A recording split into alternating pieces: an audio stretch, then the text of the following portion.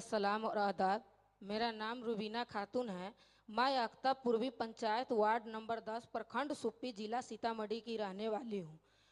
और जीविका से पहले क्या मेरा समाज था और जीविका में जुड़ने के बाद क्या बदलाव हुआ, ये सामाजिक स्तर पर कुछ मेरे बात सभी को बताना चाह रही हूँ। जैसे देखते थे गांव में हम लोग संगठन में हमेशा चर्चा करते थे कि शराब से लेकर कितना ही दीदी हर घर में परेशान रहती थी।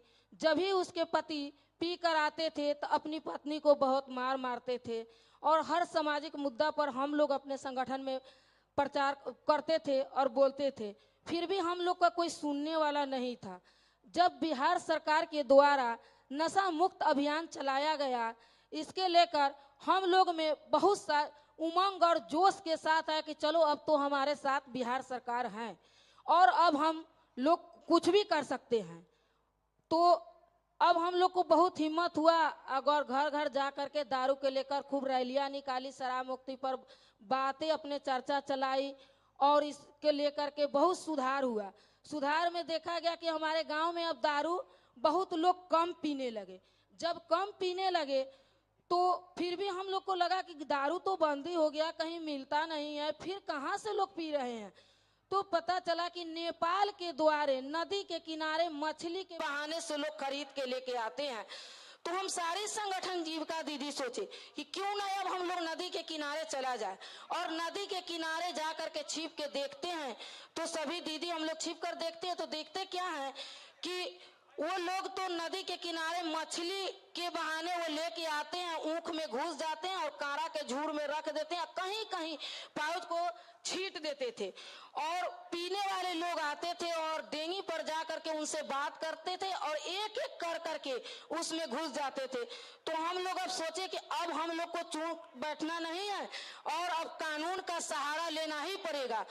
तो टोल फ्री नंबर है 15545 पर हम लोगों ने फोन किया, तुरंत उसका कार्रवाई हुआ और जेल चले गए।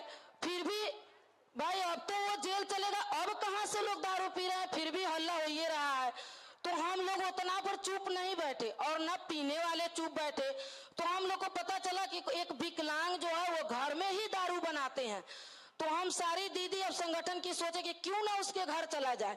अब संगठन के माध्यम से जब उनके घर गए तो देखे बासी चावल और मिठा से वो दारू बनाने का काम चालू कर दिए हैं।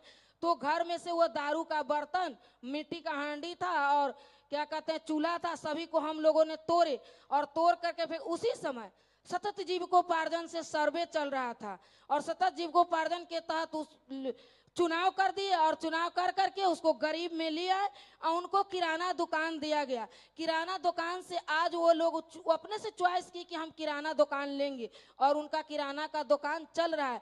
तो जीविका में जुड़ने के बाद और देखे कि हमारे समाज में ये तो कुछ न कुछ बदलाव तो हुआ और हम लोग जीविका के माध्यम से आज इतना आगे बढ़े हैं।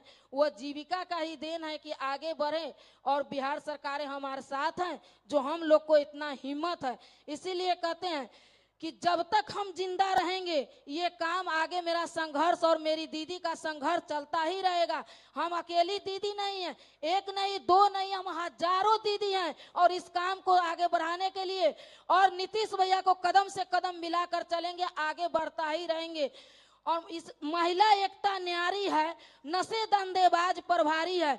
जय हिंद, जय भारत, जय जीविका, जय बिहार।